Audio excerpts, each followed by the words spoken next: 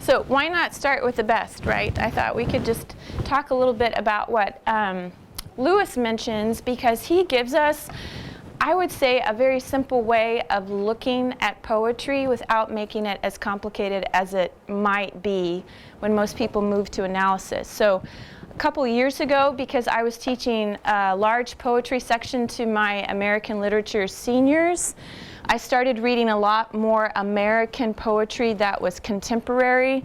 So I started reading Billy Collins.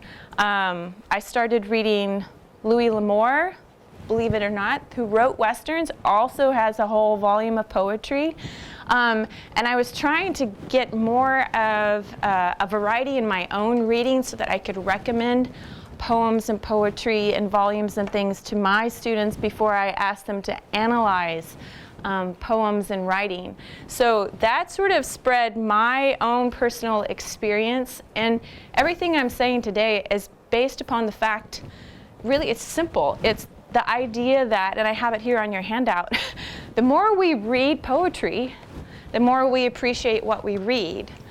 And I don't know if it really is the same thing as saying the greater the quantity, the more your appreciation, but I have a feeling it works that way.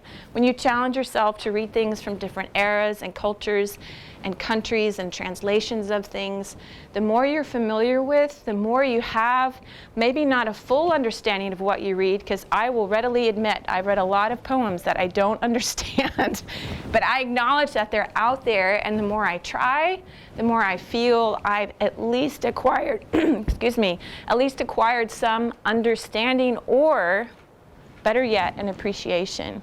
So let's start with Lewis. Let's see what he says. From his very short book, one of his last that he wrote, An Experiment in Criticism, he writes, in general, the unliterary person does not read poetry.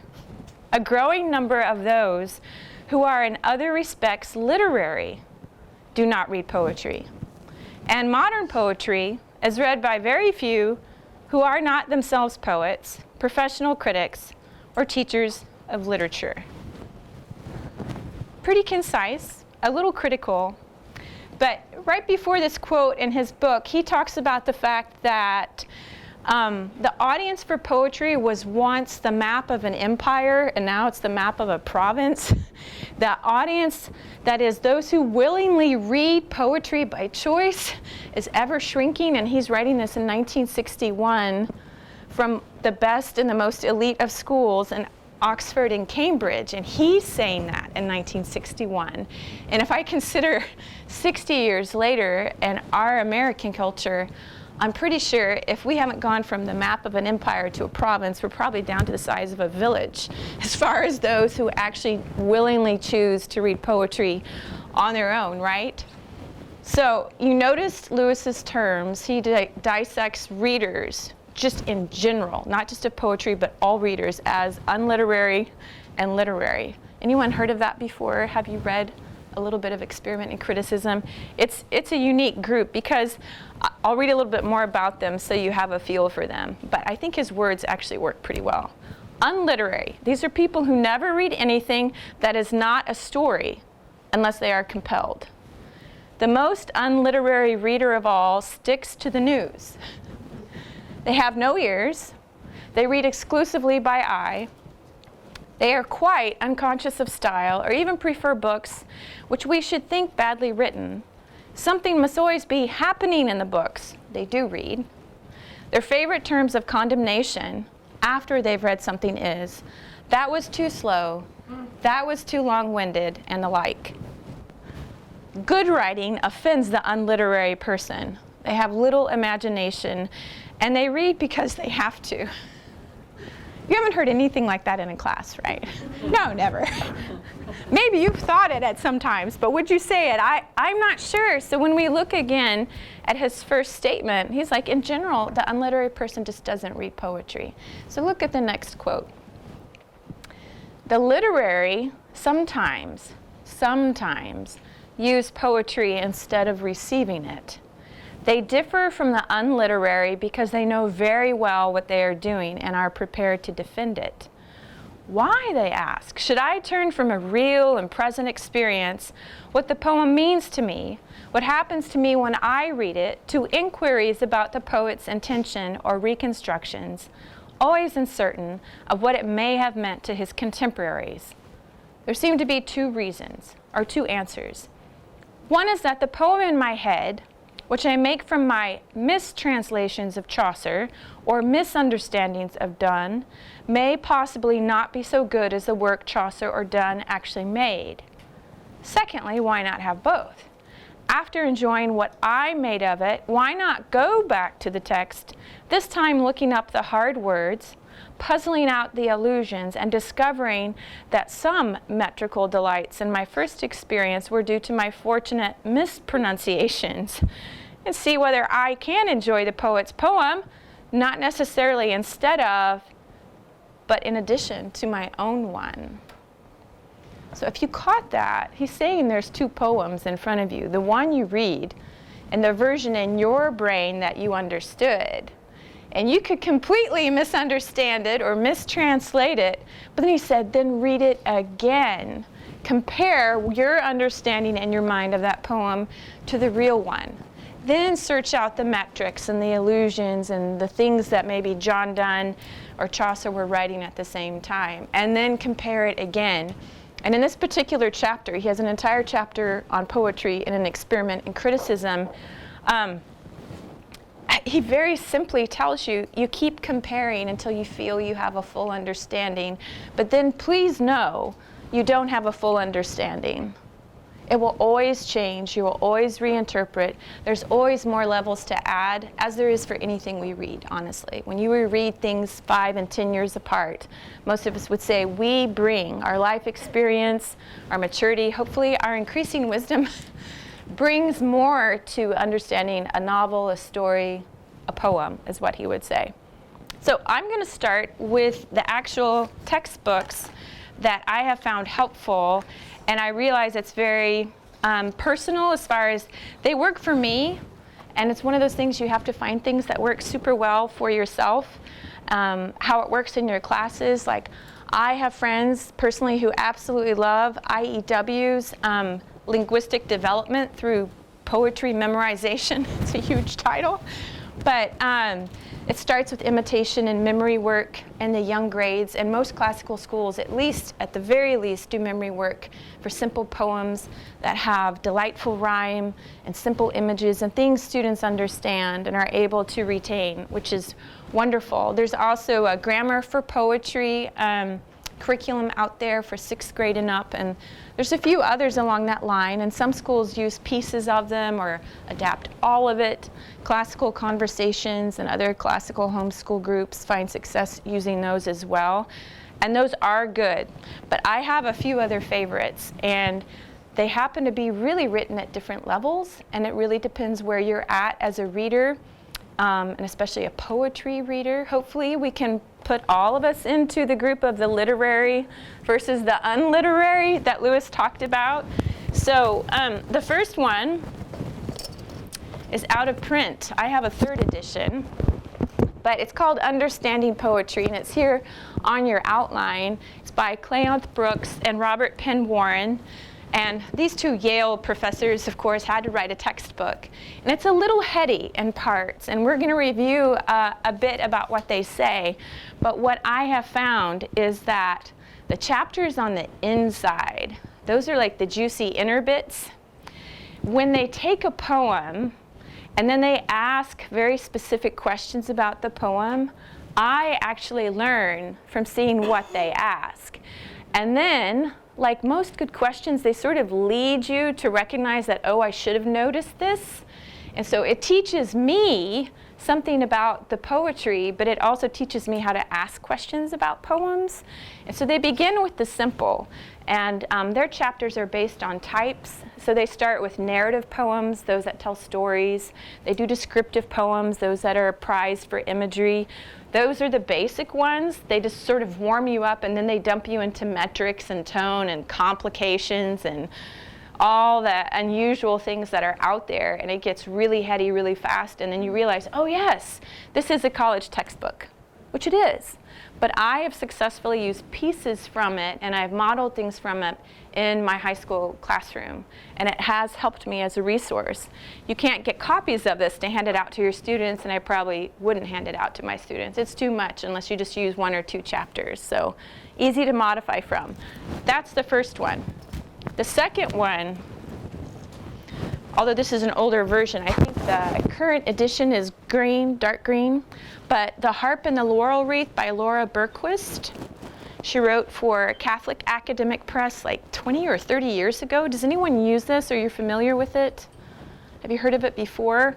I ran across it at a Circe conference maybe 5 or 6 years ago, and she actually spoke at the conference. They referenced it, and I was like, I've never heard of this book, but it's a sizable book because it's for grades 1 through 12.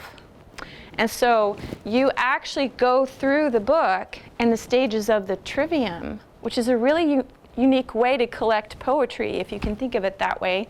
So, so she starts with a grammar stage and has a lot of basic teaching, and then poems for students to memorize, poems for them to use as copy work, poems with simple discussion questions for them to do on their own at home, and then moves into slightly more difficult poems for the logic stage and then the rhetoric stage. And the end of the book has a massive index, and it also has a very thorough list of all kinds of the literary terms and poetic terminology you would ever need to use, and it's a great reference. In fact, you could use it if you had copies in class to hand out to students. You could definitely use sections of it based on the age you actually teach. So as far as a thorough reference, this one is super helpful as well. And I use pieces from it. And then the last one, most of you are familiar with Mary Oliver as a poet, maybe not. Since her passing, we have a lot more new editions of things that came back out. And she's written 3 or 4 poetry handbooks, and this is just one. And they do have it. 8th Day Books has it out on the table, and this one's not too expensive. But it's called Rules for the Dance, and it's subtitled A Handbook for Writing and Reading Metrical Verse. And so what's nice when a poet writes a handbook of poetry, the description is not so academic. In fact, I would call it more approachable, because she talks about, her very first chapter is called Breath. And she has you read a poem aloud to understand how you breathe and pause, and how that adds to how you listen to poetry, where you stop and breathe at the end of a line. And she walks you through a really basic exercise and explains that as a poet, she actually uses breath in order to know if she's written a good line or 2 or 5. So she goes through different chapters on patterns before she breaks things down into metrics. If you have any students at all that like to write poetry at any level, it's very approachable. She talks about designing your lines and how to write them. Chapter 5, releasing energy along the line, designing your rhyme, designing traditional forms, designing free verse, non-metric verse, the O's and ahs, and image making. There's a lot of practical tips. She teaches someone who, anybody could pick this up and learn how to write a decent poem to start from and not even take a class. But at the same time, she has just a sprinkling of helpful exercises every now and then that you're like, oh, I could do that. I can adapt that into my classroom. And it's probably the most inexpensive book that I would probably purchase first as a resource. So I recommend that one too. So let's jump on in, because I have a lot more to cover. And I include a little bit of direction from Cleanth, Brooks, and Robert Penwarn's book first, because I use this in all of my classes. Before we start reading poetry, I just say we're going to talk about what it isn't before we jump into what it is. And older students especially appreciate it, because I don't know what it is about the negative aspect, but they like starting with a negative. So they explain how poetry is both knowledge and experience. So number 1, the shortened version says, reading and understanding poetry is not message hunting. It is not finding the moral, the theme, the purpose, the slant, or the main idea alone. The poem is absolutely not a riddle to be solved, and most students assume it is, and actually most of us as adult readers, somehow we've picked up that idea that there's something to solve in this, and they say, no, it's not. The knowledge that poetry yields is available to us only if we submit ourselves to the whole impact of the poem, is something that they say. I cut that off so it wasn't too much, but that's all part of number one. It's not message hunting. It's not something to be solved. See it as a whole. Number two, reading and understanding poetry is not an emotional experience where we equate poetry with a term they were tossing around in the 50s and 60s, this concept of pure realization. I had to look it up to figure out, what is this? Well, it was a hippie phrase. In liberal campuses at the time, it was the fact that you would read a poem and have this experience. I always wondered, do you have to smoke something to have the experience as you read the poem? What are we talking about? So that term is very specific to the time that they wrote the third edition, and they talk about it. So, but the idea is, don't just read the poem for the emotion of it or the experience only. Forget the context even, they said. If you read the poem for an expression of emotion, it can't work. And they specifically talked about one of John Keats's poems in Ode to a Nightingale. He has a whole stanza about wine, but it wasn't about wine. If you're looking through the 8 lines and you're looking for this emotional experience, you'll just think that Keats was thirsty. But if you have to read all of Ode to a Nightingale to understand that he was trying to show that the quality of life that the sound of the bird leads me to appreciate when I think of the beauty of sounds at night is the same as the quality of a cool drink of wine. That's all he was doing. It was this extended metaphor. And so if you're trying to take it out of context or doing something else with it, Brooks and Warren are like, don't go that far. You're overanalyzing, you're taking away what actually Keats was trying to tell you. He really was talking about the sound of the nightingale and how it's a beautiful thing and causes you to appreciate life. And that's really all there was. There's just a lot of explanation in the middle. So, all right, number 3 on your handout on the back side. I'm guilty of committing this one for sure. But he says, reading and understanding poetry is not identifying a beautiful statement of some high truth. It can't be just fine statements in fine language. It's too limiting. And Warren specifically uses an intentionally distorted speech from Macbeth to illustrate his point in the book. He said Macbeth is debating whether or not to kill the king. It's one of those longer monologues. And his speech reflects his despair, but his stilted words and his broken lines are not meant to be lofty. It's meant to show the state of mind that Macbeth is under, this complete torquing of emotions, and so it's not supposed to be some beautiful piece of poetry. It might be quotable, and it might be a famous passage for an actor to perform, and it might be written similarly to a 14-line sonnet, but it's not a perfect sonnet, and it wasn't supposed to be. And if you're looking for the famous quote, you'll find a famous quote in there, but it's not some high truth. They're talking about killing a king. We're talking about murder. We're not going to say this quote is something that it isn't. And it's an extreme example, but their point is that you can't just read a poem to say, I'm going to find the one line that tells me everything, and it's this beautiful statement, and this is what reading poetry is all about. And they're like, no, nope, you're limiting yourself to that too. So in the context of their particular textbook, their philosophy and their general commentary, as they just talk through and narrate the kinds of poems that we read, it really helps relieve the burden of understanding every single part of a poem. And I like that from the teacher's perspective, because I don't think we as teachers need to understand every single tiny bit of a poem in order to teach it well. Because if we're just trying to piece it and take it into little tiny parts, I think we might miss the beauty by overanalyzing, if that makes sense. And honestly, we can do that in a lot of different reading by accident without even thinking about it. So Anyway, let's move on. Teaching the how is next. And I want to give you a little bit of an example.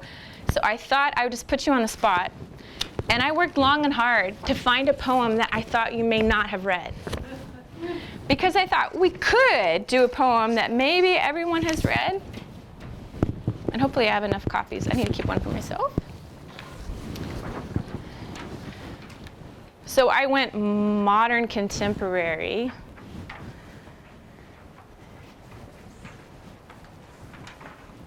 And if I don't quite have enough copies, just feel free to share if you're sitting close to each other.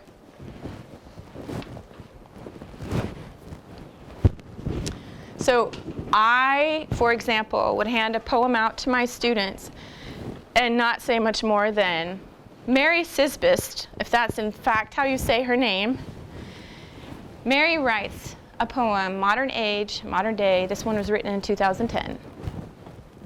And they can look at it immediately and go, there's no capital letters, and they would start talking about that. And I'd say, let's not even talk. So this is what I would do with my class. I would like you to read it silently to yourself first. Don't make a note. Don't make a note. Just read it once quietly. Then we're going to read it a second time out loud. And then I'll tell you what we do next. All right, so read it quietly. I'll give you a moment.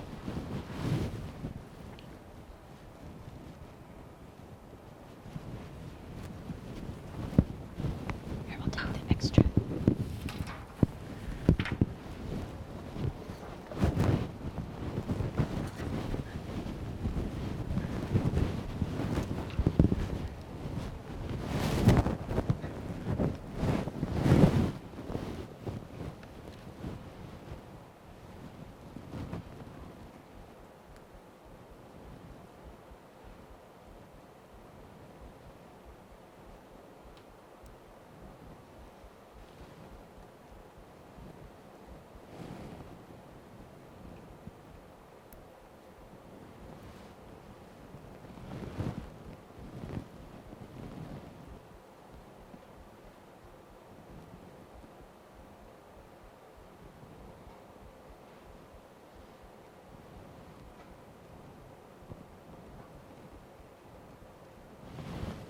I see a few hovering pencils, like they really are itching to write something on this or to underline something, but let me read it to you out loud, and then I'm going to ask you several very broad questions, because my goal is to follow what Lewis said.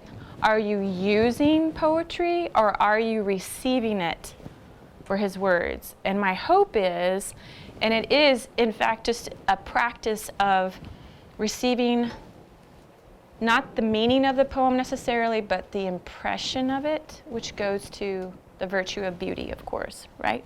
So let me read it out loud, and then we'll see what you think. The title is Annunciation from the Grass Beneath Them. How many moments did it hover before we felt it was like nothing else? It was not bird, light as a mosquito, the aroma of walnut husk while the girl's knees pressed into us. Every spear of us rising, sunlit and coarse, the wild bees murmuring through. What did you feel when it was almost upon us, when even the shadows her chin made never touched, but reached just past? The crushed mint, the clover clustered between us. How cool would you say it was, still cool from the clouds, how itchy the air. The girl tilted and lurched, and then we rose up to it, held ourselves tight, when it skimmed just the tips of our blades. Didn't you feel softened? No, not even its flickering trembled. So, impressions. What were your impressions? I'm going to just jump in, say it out loud. This is how a shadow feels. Nice. What else? Outdoors. There's no wrong answer on this. This is simply, what did you hear? What's your impression? Not what did it mean, what's your impression? On a swing set, like not necessarily in a playground, but like in a woody area. Okay. Maybe. And it's the line that says the girl tilted and lurched and then but that in my head I have some girl just Swinging on a swing set. Okay. Feels like a lack of acceptance if you're being sharp or you're a blade. To me, it feels like maybe there's like an emotional Okay. conflict. So an emotional aspect. Okay. Or just, I thought like a discovering of something that's been there, but you're just like realizing it. Okay.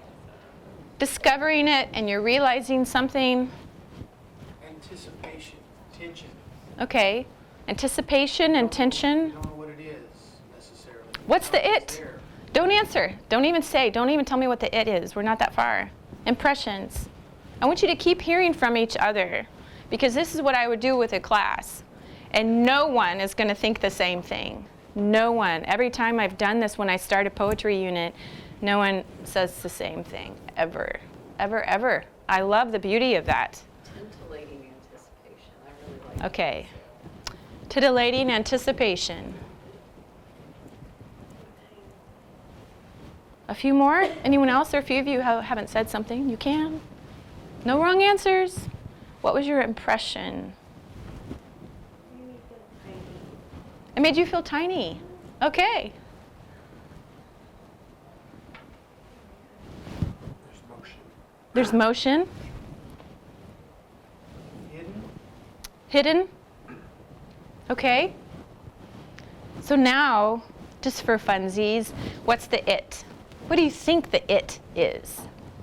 How many moments did it hover before we, the grass, felt it was like nothing else we'd ever felt? It wasn't a bird, it wasn't this, it wasn't that. Okay. Is there any hint? shadow and before the girl hits Shadow. the chin blade. The shadow her chin made. Is it the rain? Is it the girl? Her knees are pressing into us, the grass. Every spear of us, the grass, is rising, sunlit and coarse. We hear the murmur of the bees. What did you feel when it was almost upon us? Skin? The wind. The wind? She was like smothering the grass, and then as she rises, the grass is refreshed by Her movement? yeah. Because she had pressed it down, and then as she got up and she lurched away. I think it's a flower. Think it's a flower. Okay. Yeah, I heard shadow from 3 of you now, I think. Because it says, didn't you feel softened? And it says, no, not even flickering, so it didn't make an impression. I think that's funny because I did that same thing, and that's maybe made me think flower, because I'm thinking she's cutting it, and did you feel softened or limped because you've been taken from your stalk? Mm-hmm. So I was thinking it's quicker. I have an idea, but I'm not 100% sure, and that's why I love the poem. I don't have to be sure. I don't have to be the final authority on it, which I love. So I happen to agree with, usually it's one or 2 boys in class who will say, is the it a lawnmower?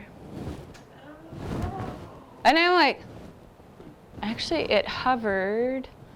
The girl had a tilt and lurch and rose up, or the grass rose up to it. It skimmed the tip of our blades. Yeah. Is this what mowing does to the grass blades poetically every time? No. But see. Sublime enough answer. That can't be right. It's not sublime. Right. Sure. But like I said. Science people are really struggling with this not having an answer. Okay. It's really gonna bug me. It's like the whole thing about time. Oh, so Lewis would tell us, it's if you are receiving the poem, it's not about a right answer. And so much in what we do when we're trying to get students to understand something, it's like everybody has to come to the same conclusion. But is that actually true? And that's something that I've been trying to figure out. So how do I teach it, but yet it's open-ended? That is tricky. because I want them to receive the impression of the poem without picking it apart line by line. What did they do? There's no capital letters. Is there a syllable structure? Let's mark which words are the 5 senses. We can do that. But the goal is to receive the poem and the beauty first. If you skip that step, I think you do a disservice to your students at any age. I mean, why else with younger grades do we choose poems that are delightful to hear and things that draw images and pull the senses in? It's because we want to experience it, and receiving it is the same concept. It's the experience of the poem without doing anything else to it. So in the back of my mind, I'm like, okay, now you've experienced the poem, now let's pull it apart. Nope, just set it aside. That's it. That's all the practice is. That's it. I don't even want to be tempted to say, let's pull it all apart, because part of my teacher brain is just like, I know the parts, let's do it. But that's not the goal of the exercise. So you can do this several times, or at the beginning of several different classes if you're focusing or have a week or two where you're working with poetry, is to start that practice with your students to read something. I would hope we would say to engender the love of it, rather than the analytical side that can really take over if we're not too careful. So I wrote it out for you right here, part 1. I've just explained all of that, and we just read it twice, but there's some bullet points that I gave that are things that I do. So don't worry about the parts. I literally just wrote it right there. Bullet 1, tell me what the poem said. What was your impression? I listen to my students, and then I say, even if there's a pause for a while, okay, tell me more. And I keep waiting, because how else do you receive something? Because I can give you something literal and hand it to you and you receive it. Like I could just hand you a book and say, look, it's a gift, and you receive it. But poetry and many times things of beauty are built on impression, and they take time. And I think there are layers in a well-written poem like this. And the more you sit and look at it and you hear everyone else's explanations, you receive more. So tell me more. Don't, as teacher, jump in and try to answer it all or try to pull it together. That's not the goal. Yes? How do you prepare their minds to receive it? Because they're not all going to receive it the same. Right. Their ability to grasp a word in its terms. So how would you go about developing that sense of being able to receive it? Yeah, you have to start with the first one. So if this was your first one, if I haven't used this at the beginning of a school year yet, but I'd like to now that I've read some of her poems. But I would do it several times in 1 week before we actually started studying poetry in earnest the next week. We would just do it as a practice, just a daily practice and exposure to get them to see how others receive the beauty from it, the impression, without analyzing. So I think it's more not repetition, but repeating the exercise, making it a practice and a different kind of discipline. If we had to put a label on it, maybe that would be helpful for students who aren't used to this. And I don't know if it's like getting in touch with your inner whatever, or I don't know, most students do respond to beauty in things. They just don't know it. They don't know what it is they're doing. Yes? I'm not a teacher, but like, how exactly would you grade something like this? Because like, I don't. you don't. Nope. We just walk it through in class as a practice for 10 or 15 minutes. That's it. And then we move on to the next part of the day and the next part of the lesson.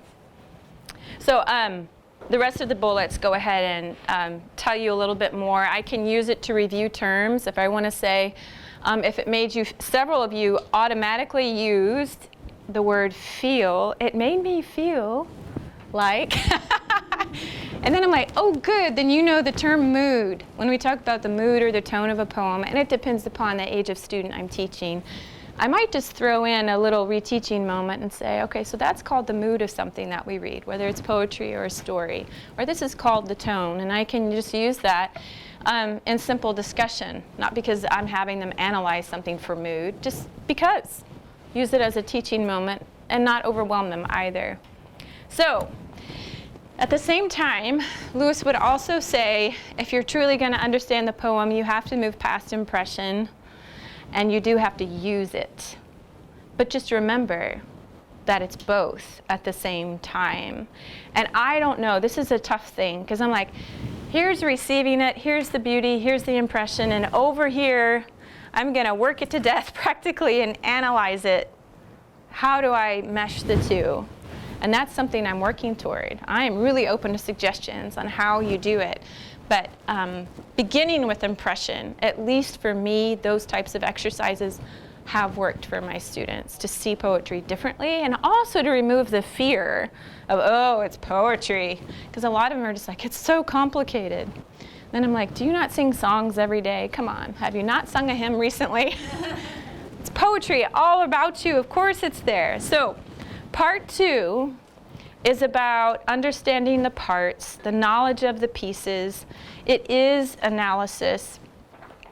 It's basically what I would call a show me what you know practice, where many times I will give a class a poem and I take the title off of it. It's just a paper copy, maybe a half sheet, and I'll ask them, okay, tell me what you know about this. Just tell me the terms that come to mind. What do you know? And I can use this in any grade, because I might have poetic terminology I need them to know so we can use it to discuss things. I might need to have them remember syllable structure and iambic pentameter and some things like that, so that we can talk about it in a logical way. I have here on the second bullet, I might need them to know rhyme, meter, feet, pentameter, diction, details, imagery, mood, tone, all of those things. But what I do is I hand out that sheet, that poem without the title, and I just have them mark anything they know on it, just to annotate, just to interact. It's a quiet exercise for 10 minutes. Okay, what do you remember about poetry? What is it after all? Do you remember any terms? Try it. And sometimes I'll brainstorm and just go ahead and put a list on the actual board and say, hey, maybe look for these things. Maybe they're there, maybe they're not. But these are the things you've learned in the past. I know I've checked with the previous teacher, that kind of thing. And look for them now and interact with the poem by writing on it and not talking to your neighbor. They do for about 10 minutes. And then we begin to work through the poem and talk about it. And as we talk about it, I continue to ask them to annotate, to make notes on the poem. Do circles and bubbles and squares and stars and arrows and words. Be sure you write words. What did that line mean? Oh, these 2 lines. No, every other line rhymes. What is that? Let's review the ABBA. What is it we need to look at? And we talk about it together, all together, whoever remembers whatever part. And we work together on it, which I think helps remove, again, the fear. The fear of, I don't know what to do with a poem. But if you do it together, it takes away that element.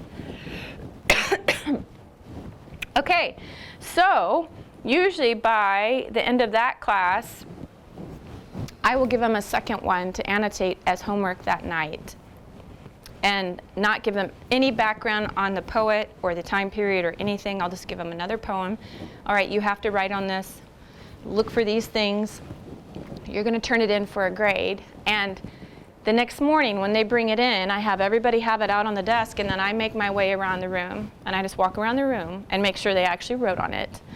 And if they didn't, I say, you have 2 minutes because you're about to turn this in. And this is for a grade. I want to see your messy notes. I want to see how you interacted with this before we talk about it as a class. And I hold them accountable to that, because I think a lot of students say, oh, I have to make notes on this, no big deal. Well, it is a big deal, because if your brain and your hand and the transfer of thought isn't occurring in words on the page, you may not have really read the poem. There's something in that transfer, and of course there's science on this as well, but I don't have to explain that to my students. I simply want them to interact, of course. So there's a few more ideas here of things that I ask, things that I say on the bulleted list. Have students write even one sentence below the poem explaining what they think the poem means. That can be part of the actual homework the night before. So as you come back together, maybe you can share. Some students will write what they think the purpose of the poem is. Some will talk about a symbol or an image, and some will have like a general theme of the poem.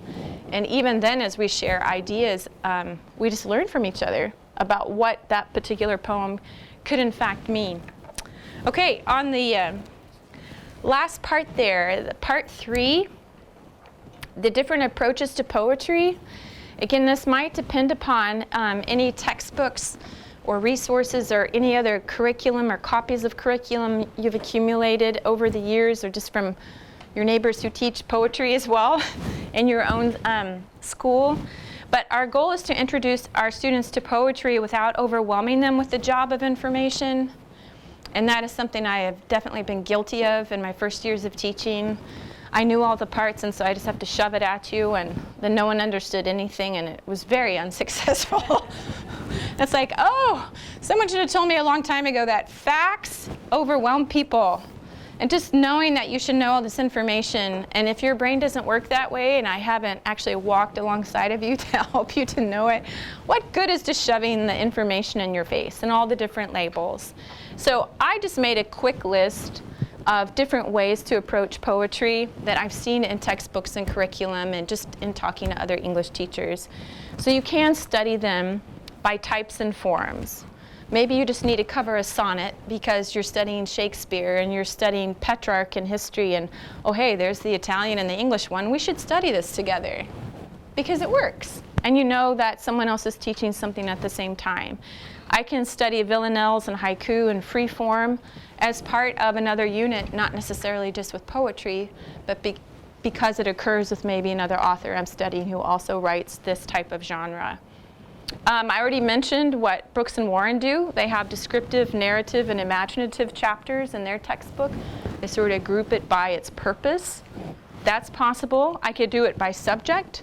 I can study poetry in my science class. I can read Daffodils. I can read Tennyson's The Eagle. There are so many animal and plant and flower poems of every level, for every level reader out there, depending on what I'm using. I could do a poem a day in my science class. If I'm on a flora and fauna unit, I can do it. I could also do it for history. There is so much, I think they typically call it a subgenre of poetry, but war or battle poetry is really common. About 16 and 1700, it starts picking up as a form, primarily male written. The men who fought and actually survived write about their experiences. I just list 2 here, but there's plenty that you can do with history as well. You can study it by time period, by theme, by metrics. You can discuss it by all the pieces like alliteration, assonance, consonants, automatopoeia. You can also do it as discussion. And I don't have time to go into detail on this, but I do a 2-week chunk, and all we do is poetry for 2 weeks with my seniors because, number one, they can handle it. And they're seniors, it's my last chance to get it in. And also it's on the AP Literature exam because the AP Literature exam is 1/3 poetry. So it's a disservice if we don't do it. So I start at the beginning of the year, and all we do is poetry. And then throughout the rest of the chronology of the year, whenever there's a poet along the way in the timeline, we've already covered all the basics and the foundations, and we can just read them with great ease and not a lot of extra teaching. So I have my students, I'll assign 3 or 4 poems overnight to read. Often I assign it by theme. Like I might do 3 poems about birds by Emily Dickinson, or 3 or 4 poems about death by Dickinson at the same time. It's like there's a variety of choice. But I'll ask them to write 2 discussion questions that begin with how or why, and they bring the discussions to class. We write them on the board, and we discuss the poems instead of writing about them. And we'll do that several times for a grade. And so I list out some of the format or some of the questions you might ask, like, how does this word work in this line? A student could just take that and fill in the blank and ask it. What does this particular phrase mean? And I can quote it and give reference. What does this symbolize? How does this poet use this element in more than one poem? Or what's the overarching theme? Just simple things like that, so we know we're not missing, hopefully, the overall meaning of the poem. And so I can use that whether I lead discussion or my students do for a grade. And in upper grades, this works really well. Lower grades, I would lead it all the way, absolutely. So the last piece, and we'll just have a few minutes for Q&A here at the end, but the last piece is actually getting to the point where you can write an essay analyzing a single poem. So what I did for you is I included one of my students I didn't include the marks I made on it or the errors she happened to make. But the last part of your handout there, you should have a 3-page essay. And so I have my students, I assumed, I mean, honestly, seeing the sample and the model, I give my students an essay like this. I have 3 or 4 that I use and rotate every year, but I'll give it to them and say, this is what we're actually going to do. You're going to pick a poem that I approve. No 2 people in any of the classes can do the same poem. And if I can find a poem on Cliff Notes or Spark Notes, Pink Monkey, or anything else out there, you can't do the poem. Because we've had a few issues with plagiarism with that in the past. And I, for sure, do not want to give a 0 to a senior who needs to keep their GPA, because I know it's their choice, but at the same time, I want to also be responsible that they don't even have the faintest idea of a temptation to copy someone's analysis of a poem in an essay form. And there are so many online that it has increased exponentially in the last 2 to 3 years. It's not even funny. So I have several poetry collections, maybe about 15. Some of them, they're really small everyman collections, and I grab some from our school and public library, and I just bring in 20 books. I say, let's find a poem you actually like, because if you're going to spend time writing 4 paragraphs on it, I want you to like the poem you pick. And I don't care what era or what country, male or female, it doesn't matter, the poet. But pick one you actually like and think you understand enough to write an essay and analyze it and pull it apart. So this is sort of the, I don't want to call it a swan song, but it's like the capstone of poetry analysis, to write in sentence form what something means. And so I just include for you how I teach it here on part 4. They choose the poem, I approve the choice, they sign up for it, so no one else will sign up for the same one. They select 2 to 3 dominant elements, so they don't write everything about the poem. It's not that comprehensive. That's college level or even grad school level. They just pick 2 things. So maybe they write about imagery and theme. Maybe they write about detail and 5 senses. Maybe they write about that kind of thing. Maybe the metrics. They really like something in the rhyme scheme or the syllable structure or the up and down flow of a line, so they write about the metrics and the imagery of the sun or something like that. And they choose 2 parts at least, and they write about those. So the body paragraphs are the 2 parts. It's a really simple structure, but putting it in sentence form and being able to communicate that pushes them a little more to figure out what they really think.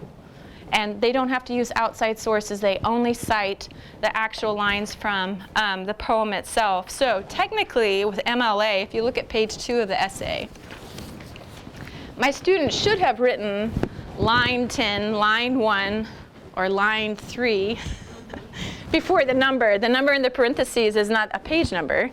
But when you're writing about poetry, you actually have to include the word line and the reference to where you're quoting it from.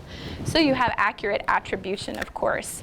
So that is the culmination, the end in the upper school of how poetry comes about and how you can use hopefully and also receive at the same time and work those together and balance. The students are not afraid of poetry, which so many come into going, I'll never get this. They think it's complicated, and yet it doesn't have to be, depending upon how we lead them and model their learning about poetry, of course. So we have 5 minutes, right? Are we done at? Yeah. Yes. Yeah. We have 5 minutes. So questions or things you can offer or things you've done that we would benefit from? And it is really warm in here. Say that heat is on. I have a question. Yes. So I read Chesterton's Ballad of the White Horse with Yes. my students. I know that's very long. Any suggestions on how to tackle that? How have you done it so far? We read it and we talk about what's in it. And that's about it. More likely would reading any other novel or work of literature. Okay. So you're working it from the narrative viewpoint, just to be sure they understand the story. Right. So is there anything you'd like to go deeper on that you're not, now that we've talked about a few things? My training and exposure to poetry is so minimal, I'm not exactly sure what I should be directing them to. Okay. I even have a hard time hearing Brevin stress, so. Okay. Which is why I'm here, because I need to learn more about poetry. That would be part 2, 3, 4, 5. No.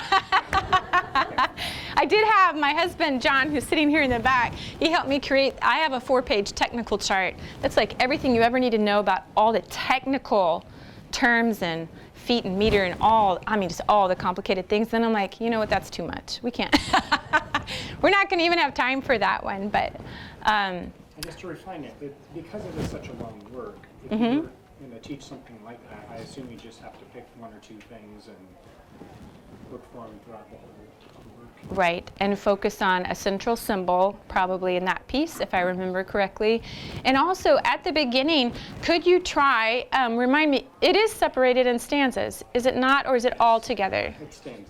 Okay. Is it a tercet form? I don't know what that means. Okay, like Dante's Divine Comedy in 3s? And it's the interweaving rhyme. I can't, okay, I'd have to look it up.